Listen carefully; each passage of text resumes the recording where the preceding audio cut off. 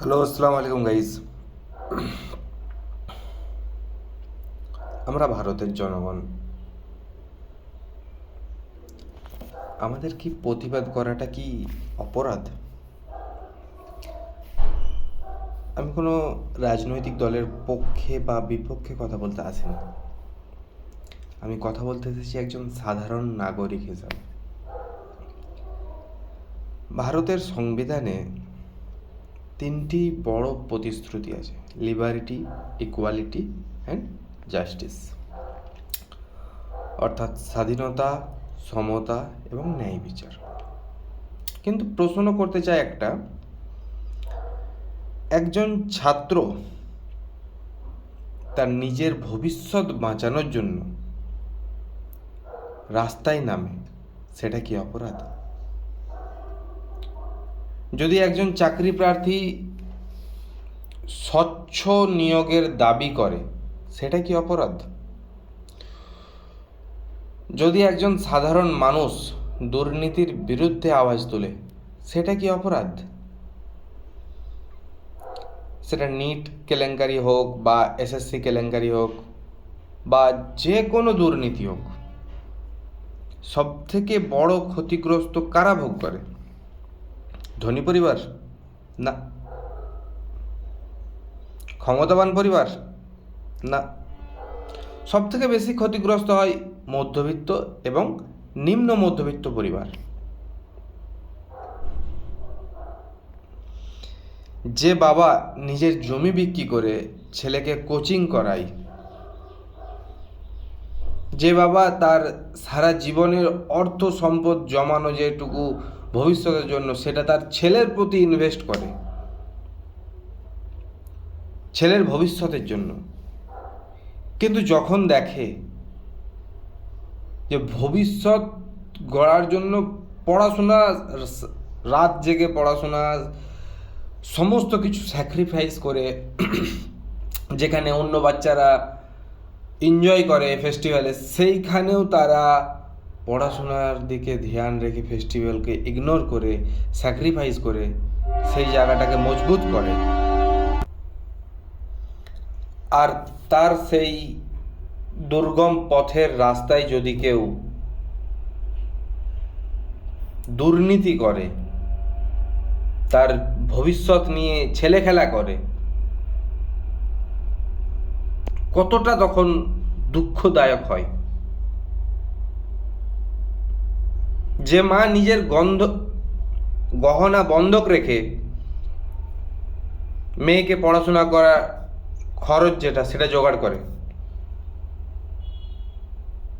বছরের পর বছর ঘুম, আনন্দ, উৎসব সব ত্যাগ করে পরীক্ষার জন্য প্রস্তুতি নেয়, আর সেই পরীক্ষার স্বচ্ছতা নিয়ে যখন প্রশ্ন ওঠে, শুধু একটা পরীক্ষা ক্ষতিগ্রস্ত হয় না, একটা গোটা পরিবারের স্বপ্ন ভেঙে যায়।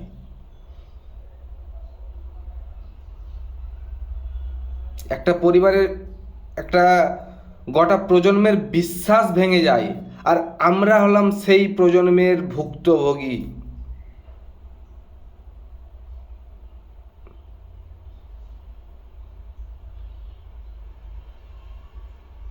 আর যখন সেই মানুষগুলো প্রতিবাদ করতে চায়,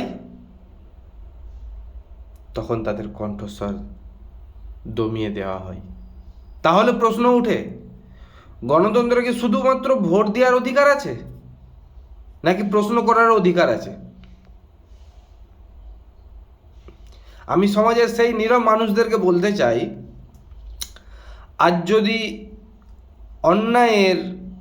অন্যের সন্তানের ভবিষ্যৎ নষ্ট হয়, কাল সেটা আপনার সন্তানের সাথেও হতে পারে। আজ যদি অন্যের চাকরি কেড়ে নেওয়া হয়, কাল আপনার পরিবারের কারোর সুযোগ কেড়ে নেওয়া হতে পারে। দুর্নীতির কোনো দল নেই, আজ ক্ষমতায় আছে, কাল থাকবে না, কাল অন্য কেউ ক্ষমতায় আসবে। কারণ দুর্নীতির কোনো ধর্ম নেই। দুর্নীতি শুধু সমাজে সাধারণ মানুষের স্বপ্ন চুরি করে। তাই প্রতিবাদ মানে বিশৃঙ্খলা নয়, প্রতিবাদ মানে জবাবদিহিতা দাবি করা। প্রতিবাদ মানে সংবিধানের দেওয়া অধিকার ব্যবহার করা। প্রতিবাদ মানে আগামী প্রজন্মের জন্য একটি ন্যায্য সমাজ গড়ার চেষ্টা করা।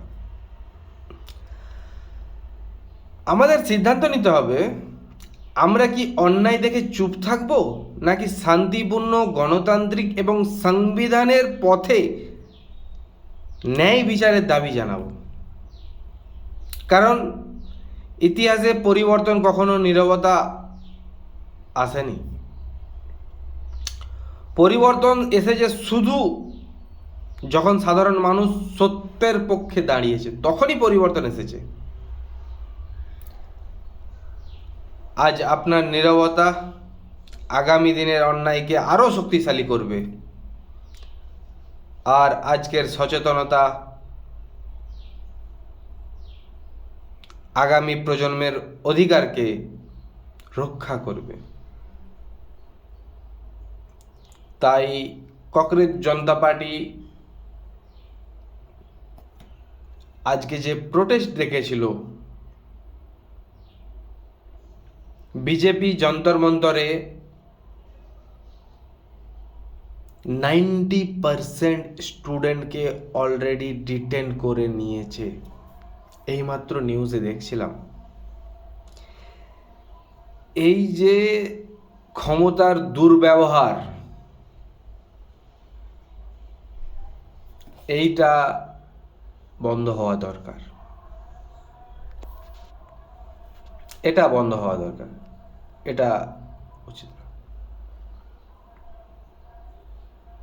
মানুষের স্বপ্নের সাথে খেলোয়াড় করা।